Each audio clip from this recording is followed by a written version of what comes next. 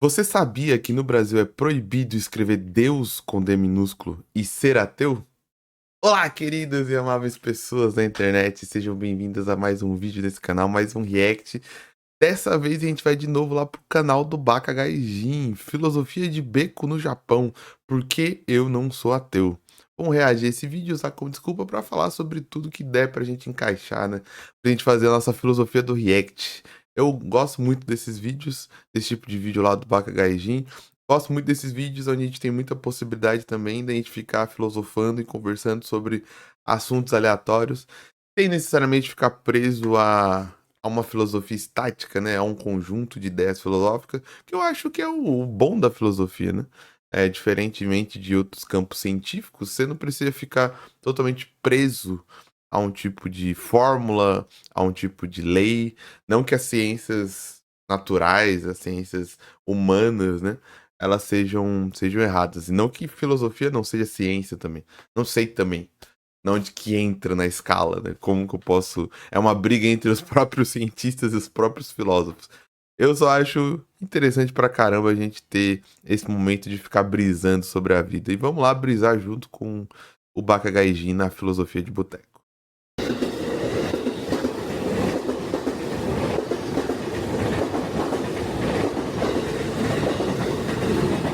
Bom, essa é uma pergunta que, por incrível que pareça, eu recebo bastante desde o começo do canal, desde que eu me meti a começar a falar sobre filosofia, eu venho recebendo essa pergunta. E agora, com o lançamento do meu livro aí, né, que é um livro de ficção científica, mas ele acaba entrando ali em diversos assuntos políticos e filosóficos e religiosos, né?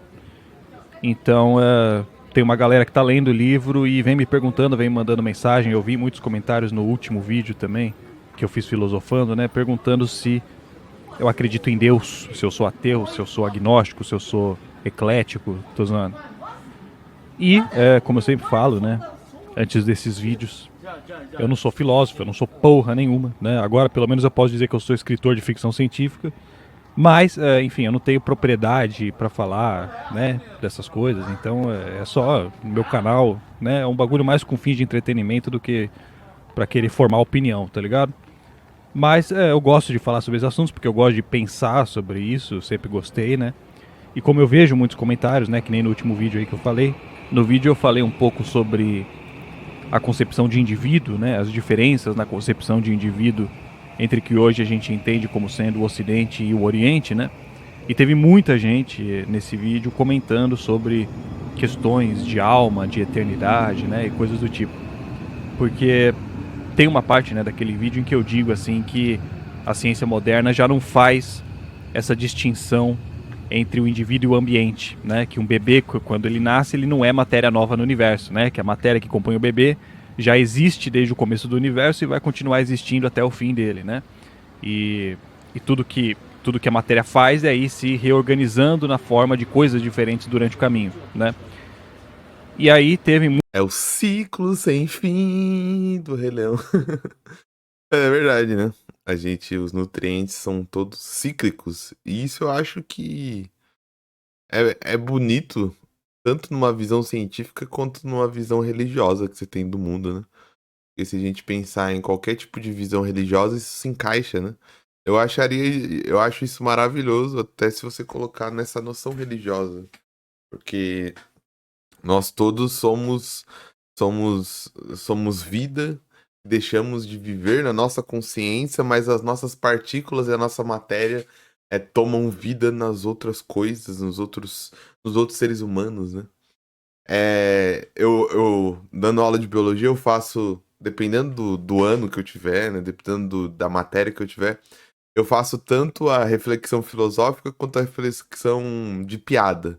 Então, geralmente no sexto ano, quando eu tô dando o ciclo da água, eu gosto de zoar com a garotada que, tipo, pô, a água que você tá bebendo aí, ela provavelmente era xixi de dinossauro. Fazendo exagero, tá bom? Biólogos de plantão É... e químicos de plantão, por favor, me dê esse boi da piada. É pra fazer uma piada pra garotada, a garotada rir, a garotada ficar presa na aula, tipo, vai lembrar disso pra sempre, tá ligado? Essa piadinha infame do professor. É garotada do sexto ano, uma piada bem de quinta série, assim, pra garotada ficar rindo, né? Mas no ensino médio, quando eu vou falar de ciclos, eu gosto de fazer essa coisa mais filosófica, de tipo, falar, cara, olha que maluquice. Mas as partículas que compõem você, de alguma maneira, podem compor os seus filhos, os seus descendentes, os seus tataranetos, porque você vai morrer, as suas partículas vão voltar pro chão, vai brotar árvores, essas árvores vão se dispersar pela natureza, essas árvores vão ser alimento de aves, essas aves vão ser alimento de outros animais, de alguma maneira vai voltar pra você esses nutrientes, tá ligado? Porque os nutrientes são cíclicos, a matéria é cíclica, tudo é cíclico no universo, né? Ainda mais no nosso planeta, né? Onde você tem um número X desses nutrientes. Esses nutrientes não param de existir do nada. Eles só viram outra coisa. A frase do Lavoisier, né? Na natureza nada se cria, nada se copia, tudo se transforma, né? As coisas só se transformam dentro do ambiente natural.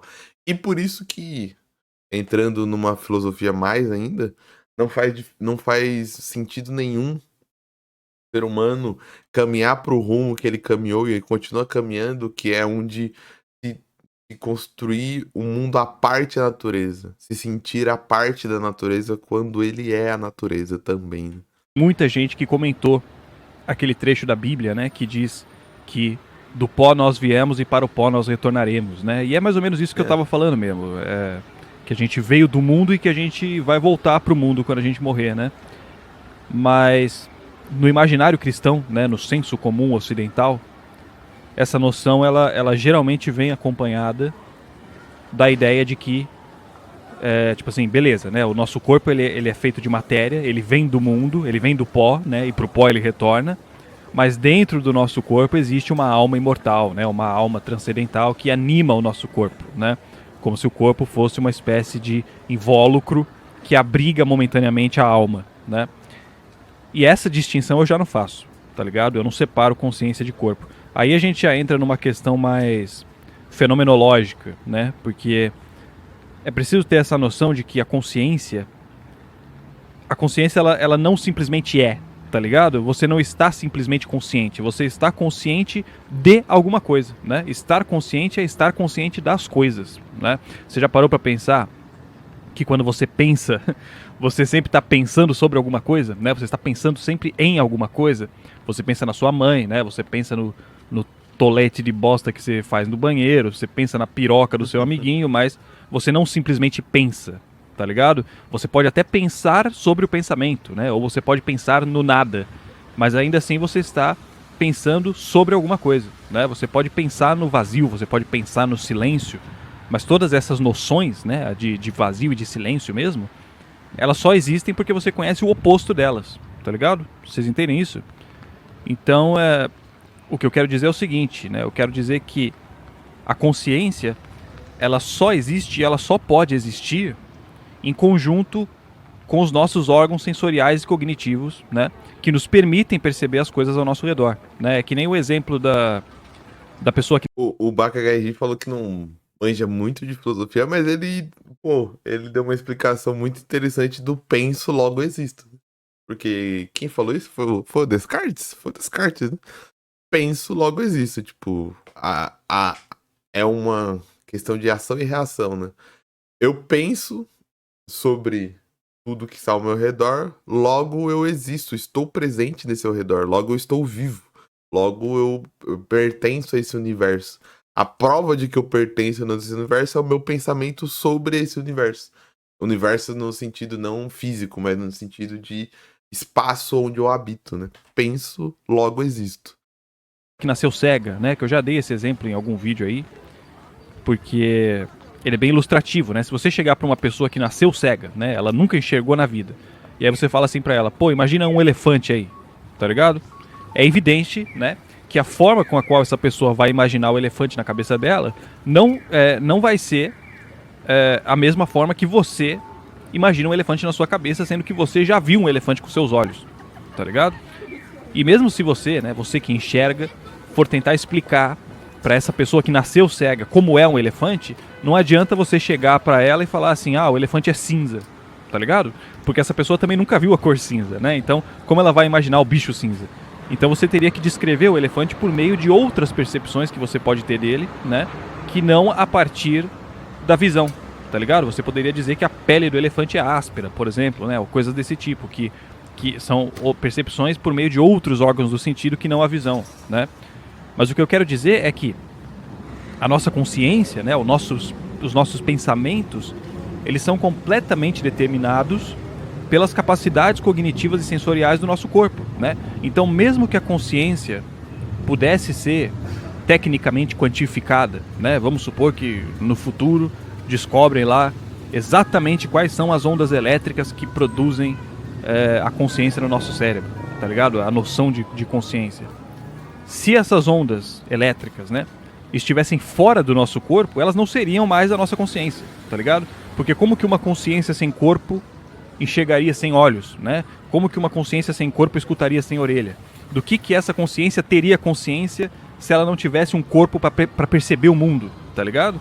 Aí, claro, né, a gente pode especular um monte de coisa sobre isso, né? A gente pode imaginar que essa consciência sem corpo, ela perceberia a realidade de alguma outra forma, né? Que ela interagiria com as coisas de alguma outra forma. E beleza, né? Isso não tem muito como discutir, isso é pura especulação. Mas o que eu quero dizer é que, mesmo que esse fosse o caso, né? A noção de que você é o Jacinto Pinto aqui no Rego, né? A noção de que você é a Elma Maria Pinto, essa noção de que você, essa individualidade, né? Ela não é possível que exista além do corpo, tá ligado? Porque o que determina onde você termina e o outro começa é justamente o seu corpo físico, né? Então, essa noção meio fantasmagórica, né? De que você continuaria existindo e se lembrando de quem você foi, né? E amando a sua família depois da morte, isso é impossível, tá ligado? Isso é impossível. Essa é a trama do Evangelho, né? Pra quem não... Não é a trama do Evangelho, mas é um aspecto da trama do Evangelho. Pra quem nunca assistiu, tá na Netflix, anime Evangelho. Você tem... Vou dar um spoiler. Se você não quiser tomar spoiler, passe para daqui 5 minutos, sei lá, 2 minutos. Não sei quanto tempo vou falar. Mas você tem um protagonista que ele tem uma questão de saúde mental, uma questão de conflito com o pai dele, tem uma questão de final do mundo. E o pai desse protagonista, ele tem um plano para a humanidade que é juntar todas as consciências. O pai do protagonista, isso é a minha interpretação, né? Tem uma visão de que o ser humano é quebrado. O ser humano tem problemas de saúde, problemas de conflitos, de guerra, porque ele nasce com um vazio existencial que precisa ser preenchido por alguma coisa. E a maneira como o pai desse protagonista, do pai do Shinji, que eu esqueci o nome, quer fechar esse vazio existencial é juntar todas as consciências. Tanto que os 2 últimos episódios é a experimentação desse projeto. Inclusive são os melhores episódios na minha visão do anime, tá ligado? Que ele quer juntar todas as consciências porque na visão dele a junção de todas as consciências, o entendimento de todas as consciências, a unidade do ser humano, sem ficar nessa individualidade, destruiria esse vazio existencial, destruiria todo esse vazio que traz os conflitos, traz as brigas, traz a quebra de relacionamento, traz a neurodivergência, traz a quebra da saúde mental, quebra os distúrbios e tudo mais, né? Então, a solução dele seria juntar todas as consciências, porque todo mundo, assim, teria a perspectiva de todas as dores, de todos os problemas que o outro tem, as dores que o outro tem, e assim todo mundo conseguiria viver lindo e feliz para sempre, né? Na sociedade. Possível. E aqui a gente acaba entrando, né? Meio que naquela questão famosa. Todo mundo fala sobre isso, inclusive teve gente que já veio me perguntar sobre essa questão também, eu nunca comentei sobre isso em nenhum vídeo, que é assim, né, se uma árvore cai na floresta e não tem ninguém por perto para escutar o barulho dela caindo, ela faz barulho? Não, né, vocês entendem? Que ela não faz barulho. Se uma árvore cai na floresta e não tem ninguém por perto para escutar o barulho dela caindo, ela não faz barulho, né? Só que a gente é tão habituado a viver nesse universo mecânico, né? Que é difícil pra gente entender isso, porque a parada é o seguinte, né? O que é o som, tá ligado?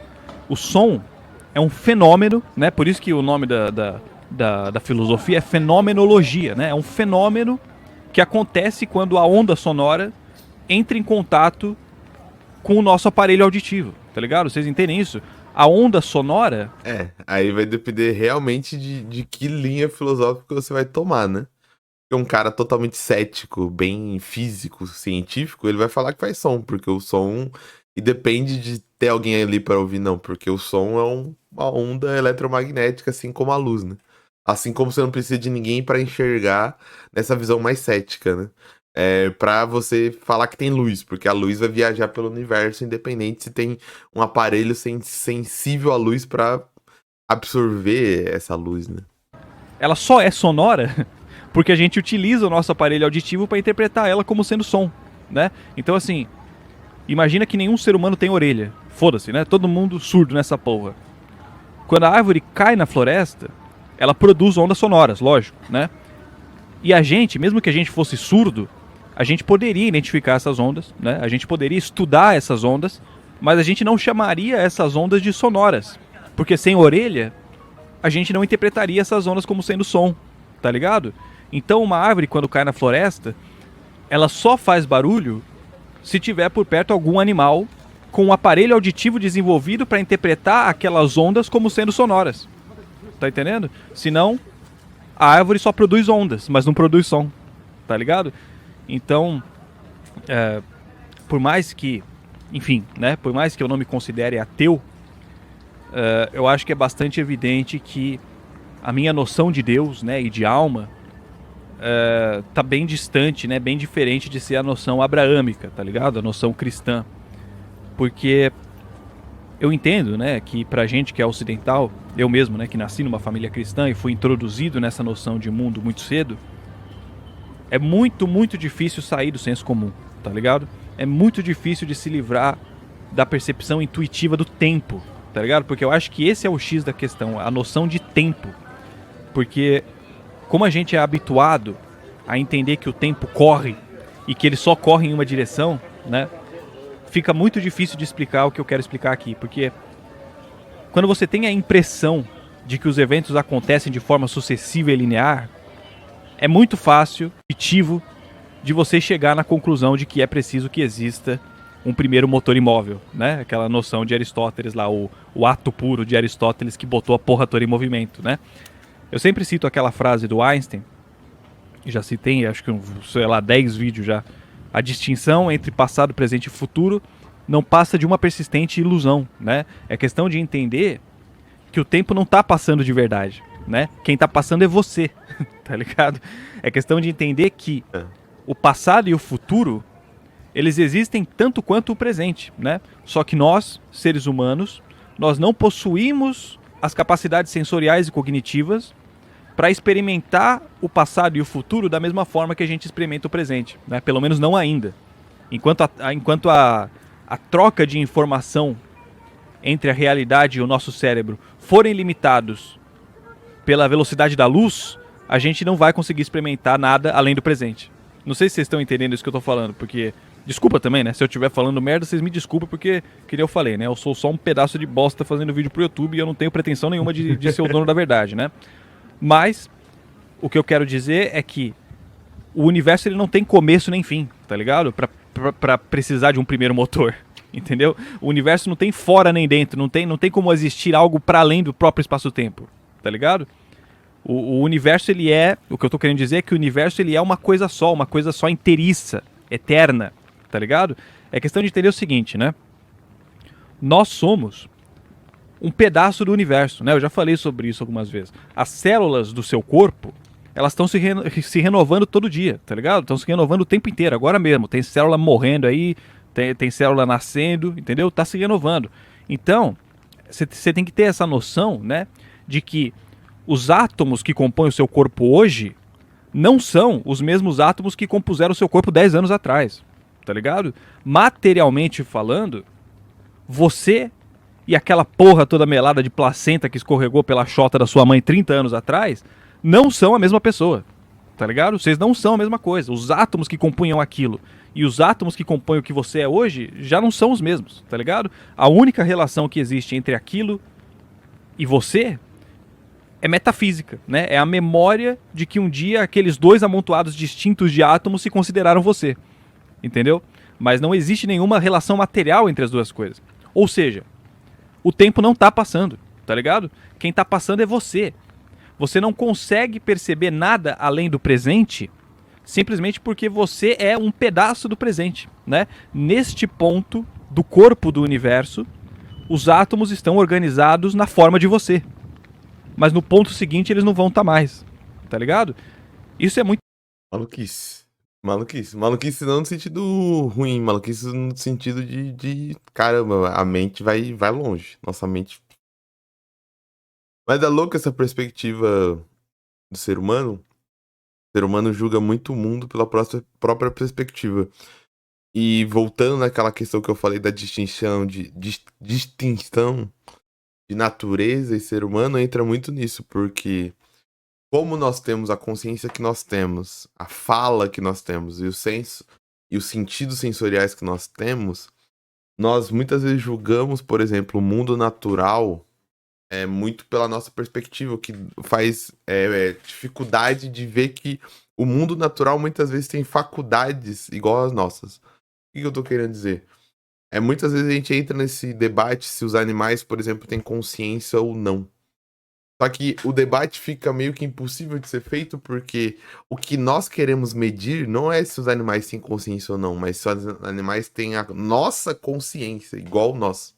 É lógico que não, porque eles são organismos de células, átomos e células neurológicas diferentes, tá ligado? Eles vão ter uma organização diferente. Mas não é por isso que eles não têm algum tipo de consciência, tá ligado? Por exemplo, a gente fica falando muito sobre comunicação. Será que os animais se comunicam?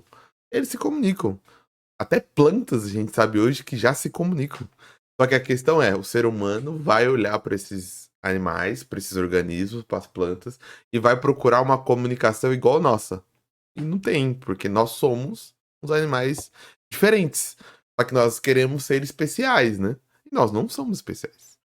Nós já temos estudos, gente, mostrando que pássaros têm comunicação, plantas têm comunicação. Já tem estudos com moscas, insetos têm comunicação. Só que, lógico, não é a fala igual a nossa. Mas eles têm comunicação, tá ligado? Como que eu vou falar que um inseto social, por exemplo, que se divide em hierarquia, tem cargos, tem postos de trabalho, postos de reprodução. Vou falar que esse cara não tem comunicação e ele não tem consciência. Vou falar que é só estímulos, vou falar que é só ele nasce pronto assim e vai vivendo assim, pô, nada a ver, tá ligado? Vou falar que só são estímulos hormonais que determinam o que ele vai fazer, pô, aí nós também. O que determina nossos sentimentos, por exemplo, são coisas hormonais que o nosso cérebro vai soltando quando a gente tem um estímulo. Então a gente vai falar que nós também só somos isso, só bombas hormonais e químicas, tá ligado? Só que é aquilo, a gente tem muita dificuldade de se comunicar com o universo, primeiro, porque a gente tá sempre procurando o espelho, nós mesmos, e segundo, a gente se acha muito mais importante do que somos de verdade, né? Muita brisa, né? Isso é muita brisa, porque olha só, eu não tô caindo num determinismo aqui, né? Não sei se vocês percebem isso. O fato do passado e do futuro existirem simultaneamente não implica necessariamente neles serem determinados, né? É muito complicado, porque para entender isso, para conseguir entender isso, você precisa quebrar completamente toda a sua percepção intuitiva do tempo, né? E aqui eu não estou falando só de causalidade, mas de retrocausalidade também, né? Da mesma forma que o presente afeta o futuro, o presente também pode afetar o passado, né? E a gente não tem como saber se o passado mudou ou se o passado muda todo dia, porque a nossa memória também faz parte do passado, tá ligado? Então se o passado mudar do nada, a nossa memória vai mudar junto. Então hoje a gente sempre teria a impressão de que tudo aconteceu como aconteceu. Vocês entendem isso? Pode ser que o passado mude todo dia, mas a gente sempre teria a impressão de que ele é estático, tá ligado? Porque a nossa memória também tá no passado, né? O filho E sem nem entrar muito na brisa de linha do tempo, mas meio que psicologicamente o passado muda, tá ligado? Porque a gente tem uma coisa chamada, por exemplo, autoimagem. E muitas vezes a gente tem uma autoimagem do passado muito diferente, baseado em estereótipos, em traumas. E muitas vezes a gente vai fazer terapia e no processo terapêutico a gente acaba percebendo que, caramba, eu era totalmente diferente do que eu imaginava, porque eu construí uma imagem totalmente diferente do passado. Psicologicamente, isso já acontece, tá ligado? Diariamente, porque a gente tem um fenômeno chamado autoimagem, a gente tem um fenômeno chamado memória falsa, tá ligado? A gente tem vários fenômenos psicológicos que reescrevem o passado mesmo. E a gente às vezes precisa fazer terapia, hipnoterapia, às vezes até processo religioso, processo de respiração, pra gente reescrever o passado, tá ligado? Philip K. Dick, ele brinca com essa noção de retrocausalidade o tempo todo nas histórias dele, né? Porque a mecânica quântica, né, que estava realmente surgindo e ganhando força, né, na época em que ele estava vivo e que ele escrevia essas histórias dele, né? A mecânica quântica demonstra, assim, né? Demonstra isso de certa forma, isso pode ser interpretado de certa forma, porque a questão é o seguinte, né? Não basta um aparelho medir o colapso da função de onda, tá ligado?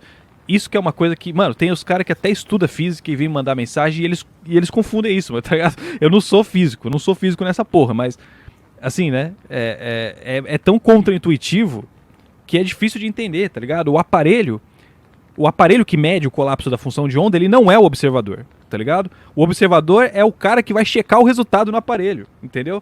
Então, a questão é o seguinte: não basta o aparelho medir o colapso da função de onda. É preciso que um observador cheque o resultado no aparelho para que a partícula saia do estado de superposição. Ou seja, quando o cientista checa o resultado, ele está mudando o passado.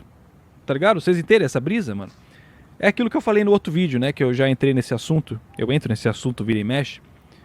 Mas no final daquele vídeo que eu falei sobre isso, eu digo o seguinte, né? Eu falo que o universo, ele só tem bilhões de anos porque a gente está aqui, e a gente só está aqui porque o universo tem bilhões de anos, né? Isso não quer dizer que o universo tenha se materializado instantaneamente no momento em que a gente percebeu ele pela primeira vez.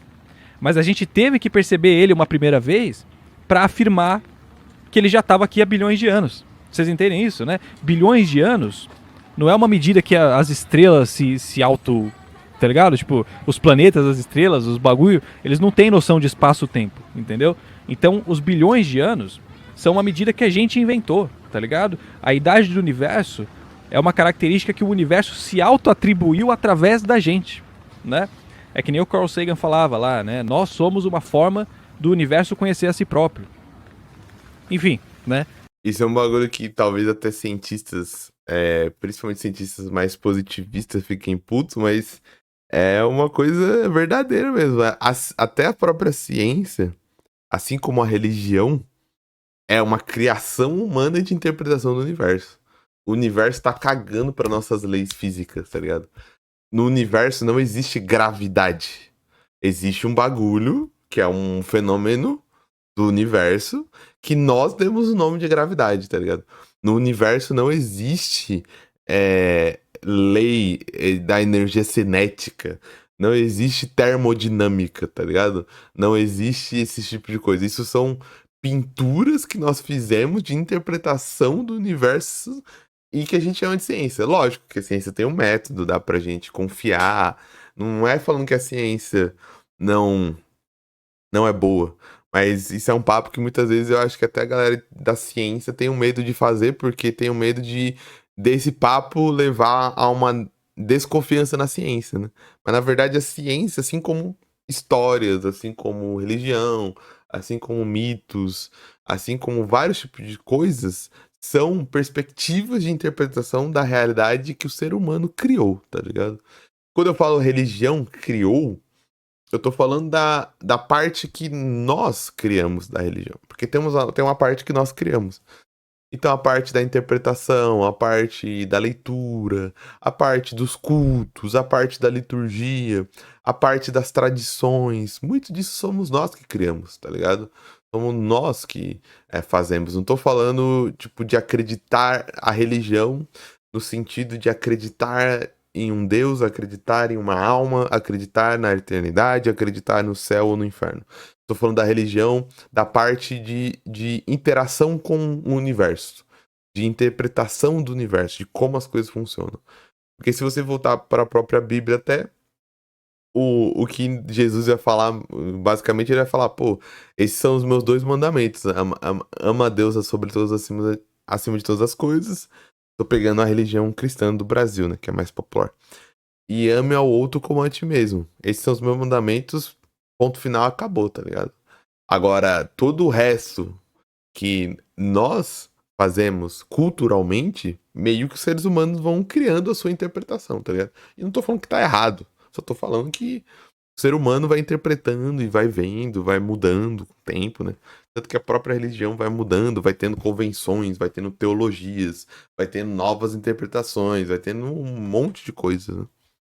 Esse é o motivo pelo qual eu não acredito no Deus abraâmico, né? Porque eu não consigo pensar em um Deus separado do espaço-tempo, tá ligado? A noção de um primeiro motor imóvel, ela é extremamente intuitiva, né?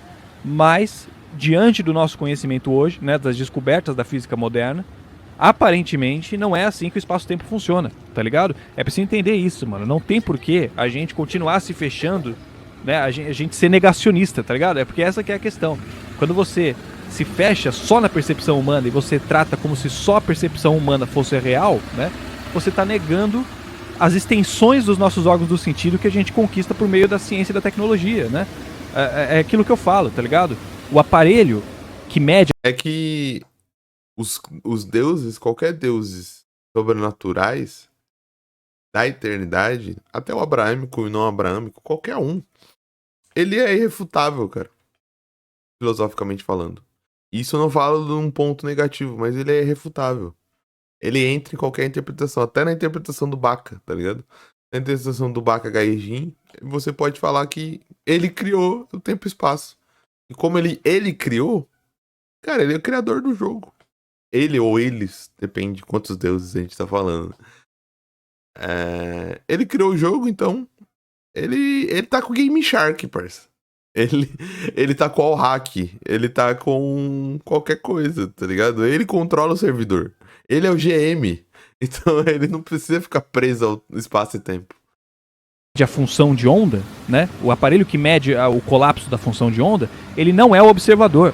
Ele é uma extensão dos nossos órgãos do sentido. Quem tá observando é a gente, tá ligado? E não o aparelho, né? É que nem eu falei no vídeo de lançamento do meu livro, né? Que tá aqui, alguns vídeos atrás aí, que a diferença entre uma lente de microscópio e um pedaço convexo de vidro é que atrás da lente tem um olho humano, tá ligado? Pode ser que lá na superfície de Netuno tem um monte de pedaço convexo de vidro na superfície do planeta. Esses pedaços de vidro, eles são lentes de aumento? Não, tá ligado? Eles não são. Eles só são lentes de aumento porque o nosso aparelho ocular é desenvolvido da forma que é, tá ligado? E aí a gente coloca o olho atrás daquele pedaço de vidro e ele aumenta, tá ligado? Então a lente de aumento, ela não é um observador, ela é só um elemento ali do mundo, ele é um pedaço de vidro, né? E é a gente que dá significado para aquilo de acordo com as nossas capacidades sensoriais e cognitivas, tá ligado? É complicado de entender isso, principalmente pra gente que é ocidental, né? Mas, enfim, é por isso que eu não me considero... eu não acredito, no caso, no Deus abraâmico, tá ligado? No Deus cristão, a noção de um Deus onipotente, onipresente, que está além do espaço-tempo, né? Que fez a gente do lado de fora e depois colocou a gente aqui, tá ligado? Agora, isso quer dizer que eu sou ateu? Não, tá ligado? Não necessariamente. Porque o simples fato de nós sermos um pedaço do universo, né? E nós termos consciência, pra mim já é um indício de que pode ser que o universo como todo também tenha algum tipo de consciência, tá ligado? É que nem você imaginar, pô, se as células do seu corpo são vivas, é evidente que você também é vivo, tá ligado? Se as células que te compõem são vivas, você, como um todo, também é vivo, né? É a mesma coisa, ou pelo menos assim, né? Pode ser que seja a mesma coisa. Se nós somos parte do corpo do universo, né, e nós temos consciência, me parece bem seguro afirmar que o universo tem consciência, tá ligado? O universo tem consciência. E por isso eu não me considero ateu, porque eu não tenho, assim, né, pode ser que eu esteja errado, pode ser que não tenha nada a ver, tá ligado? Pode ser que a gente tenha consciência aqui, mas o universo como todo não tem uma consciência, né, universal. Mas eu não tenho como descartar essa possibilidade, tá ligado? Eu não tenho como afirmar, não existe, tá ligado? Sou ateu, não tenho como fazer isso, entendeu? Então, eu não sou ateu, mas a minha noção de Deus se aproxima muito mais de uma noção oriental, né, de uma noção hindu, uma noção pré-socrática, né, uma noção meio ali de Spinoza, do que de uma noção abraâmica, né? Apesar de que, sempre que eu falo disso, eu lembro de uma passagem da Bíblia que diz mais ou menos assim, né, que em Deus nós somos, existimos e nos movemos. Eu acho isso muito interessante, tá ligado? Tem uma passagem na Bíblia que diz isso. Porque seria mais ou menos a mesma coisa, né? Essa noção de que nós estamos contidos em Deus, né? Nós nos movemos em Deus, né? Mas o senso comum cristão, né, é mais pautado por essa noção aristotélica e tomista, né, de um primeiro motor. E essa noção eu não tenho, tá ligado? E é isso, mano. É isso, por isso que eu não me considero ateu.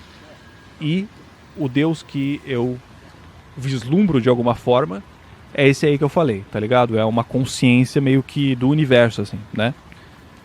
E, enfim, tudo isso que eu falei aqui tá contido de alguma forma na história do meu livro lá, tá ligado? O pessoal que tá lendo, é natural que eles venham me questionar sobre essas questões, assim, se eu acredito em Deus, não sei o quê, porque o livro ele leva exatamente nessa direção. E eu acho que no livro, né, por ser uma história, por ser um bagulho de ficção, né, acaba ficando até mais fácil de entender, tá ligado? Esses conceitos, assim, por estar tudo ali ilustrado, né, na forma de uma historinha. E, enfim, é isso, mano. Como eu sempre falo, não sou o dono da verdade, respeito aí a crença de todo mundo, né, a opinião de todo mundo. E é nóis, mano. Beijos, Nice. falou. Excelente vídeo. Ótimo vídeo, Baquejin. Deu pra brisar bem, deu pra filosofar bem, deu pra falar de bastante coisa. Espero que você tenha gostado também. Não esqueça de deixar o like lá no canal dele, não esqueça de se inscrever, não esqueça de curtir, não esqueça de ir atrás do livro dele. Vai que você se interessou, acho que tá vendendo na Amazon. E se você puder, se quiser, não esquece de se inscrever aqui, não esquece de curtir e de compartilhar esse vídeo também. Vou ficando por aqui. Quando dá tudo certo, tem vídeo todo dia aqui nesse canal. Até a próxima e tchau!